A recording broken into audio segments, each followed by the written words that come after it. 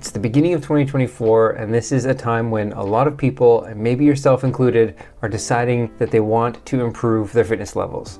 If you're coming here for my programming basics video, you know what this is about. If not, I wanted to ask myself how I would approach fitness as a beginner with the knowledge and information that I have now. So hopefully the first question that you are asking yourself is, why should I trust this guy? And the truth is simply, you shouldn't. At least not yet, and definitely not just me alone. The true answer to all fitness related questions is it depends. It depends on you, it depends on your circumstances, but there are a few principles that can go a long way and that do translate to a lot of people. This video that you're watching now is about the knowledge side of training and fitness and getting back in shape. And then the other video, which I'm going to encourage you to watch after, is about the actual programming and how to approach it. Both pieces of the puzzle are incredibly important. I'm going to rattle off the top 7 points that I think are important enough to put on YouTube about the knowledge behind fitness. I'm sure at some point someone in your life has quoted Richard Simmons and said, "No pain, no gain." And while Richard Simmons did a lot of great things for fitness and getting people active, he 100% got this wrong. Soreness is not the goal. It should not be the goal. It's going to happen at different times, at different phases, for reasons that are beyond this video, but you do not have to be sore in order to have a good workout. That is not a healthy way to go about it. And I don't know about you, but the number one way for me to not go work out is to already be sore. So if I get really sore from a workout, which is one of my points later on, that is the number one way for me to not work out again. And I'm sure you can understand why not working out the next day makes it harder to go the day after that. If I'm not sore, my likelihood of going to the gym again or working out again in whatever capacity goes way up. So the takeaway I want to be very clear is soreness is not the goal. It's going to happen, but hopefully not so bad that it stops you from working out. I think there's a lot of information online where people are making points to be controversial or just to set themselves apart and try to be seen as really hard and intense. Knowing what I know now, I would actually approach fitness the opposite way. I would set bare minimums. What are the absolute minimums that I have to achieve just to first and foremost be healthy? Starting from there, if that's 1 day a week, if it's 2 days a week, 5 minutes a day, 10 minutes a day, setting those minimums and hitting them more often is going to lead to more happiness because you're hitting your goals. Having that safety of being able to take a day off because you're sore or because your kid got sick, knowing that you're not going to derail your fitness program because you have to take 1 or 2 days off, is so psychologically freeing that it increases the likelihood of sticking to a program. I'm not going to beat a dead horse. You don't have to set crazy goals. Set minimums, achieve those minimums constantly. That is a healthy way to do it.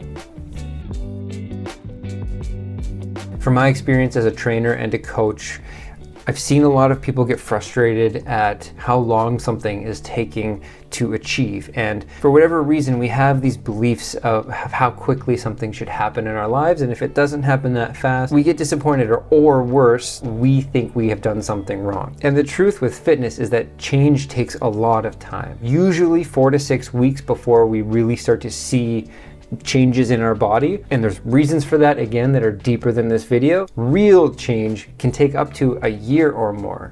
And for myself, when I had these expectations that I needed to be ready in 2 months or a month or 3 months, and it just wasn't physically realistic, that's just a recipe for disaster and for disappointment and being really hard on myself. And so recognizing that change takes time and being realistic with how long it takes really tempers the pressure that I put on myself and that I see people put on themselves. And that pressure ultimately leads to falling off the bandwagon. And it's normal. It's what happens when we get discouraged. We're humans. So if I was to be starting fresh, I would want to remember that change takes time, and it can take a long time. All that I can do is on the daily basis set myself up to have the best chance of that change in the future.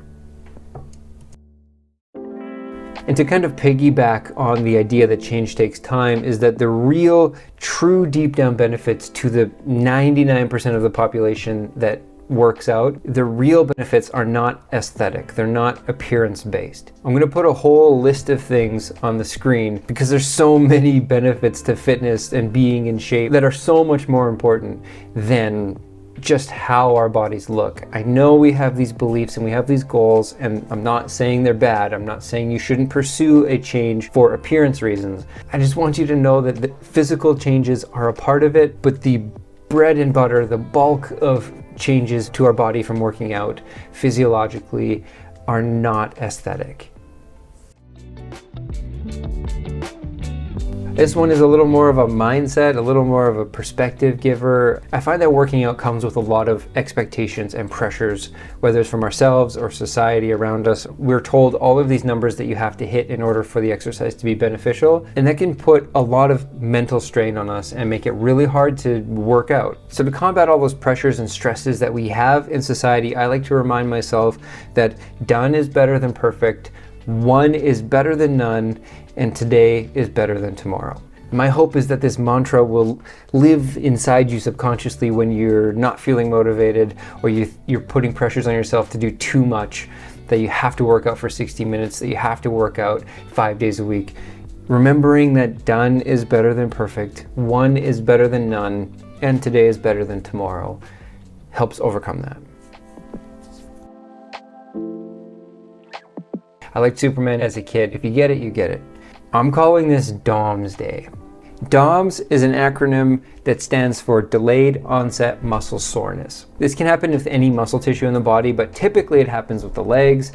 And what that means is that there's a delay in muscle soreness, obviously. But the challenge with DOMS for me is that day 1 is usually fine, day 2 gets bad, but it can take anywhere between 3 and 6 days for me to feel like I could possibly work out my legs again. I don't want to feel that way, and I don't want to push through a workout just because I have to. So knowing that DOMS exist, knowing that it can take up to 6 days is important to remember when you're feeling these DOMS. And it's also important to know the adaptation that our muscles have will make it so that DOMS gets easier and easier.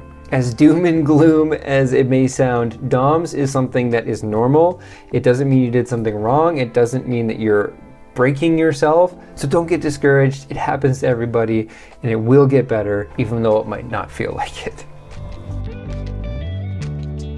I'm not sure where I'm going to put this point in the video, but I really think this is the most important part of approaching fitness at any phase in your life. And I don't see people talking about this because it's not cool, and honestly it turns a lot of people away from fitness. Starting on a fitness journey really means having to embrace a new lifestyle. Finances is a great analogy of this. Jim Rohn once said that if somebody hands you $1 million, best you become a millionaire quickly, so you get to keep the money. I think the idea is pretty straightforward. If you get $1 million put in your bank account and you spend $1, you're no longer a millionaire. You better figure out how to become a millionaire, or that $1 million disappears. Because there's no cookie cutter lifestyle that's going to work for everybody. The fitness industry likes to simplify things so that they can sell you something. And the truth is, having this real discussion will turn a lot of people away from fitness. And that is not the goal, that is not the hope, but it's better to approach the fitness program knowing what's on the other side than getting there and being disappointed.